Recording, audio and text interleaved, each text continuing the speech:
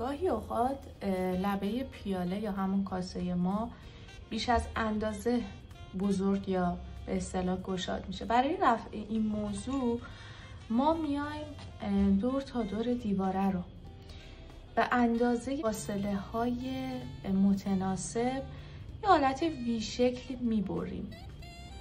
نسبت به گشادی کارمون این برشمون زیاد عمیق هم نباید باشه. درسته؟ میبریم.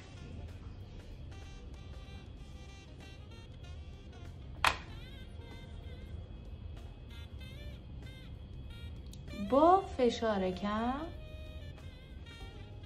روی هم میچسبونیم و بهتر اگه گل ما خشک شده اون قسمتی رو که قرار گل بیاد روش رو خراش میدیم با ابزار خراش و یکم خیسش میکنیم. روی هم به هم میرسونیم، روی هم میچسبونیمش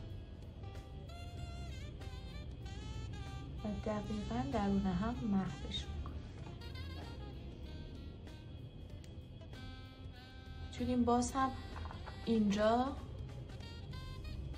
یک چاک وی شکل یا به شکل 7 ایجاد کنیم.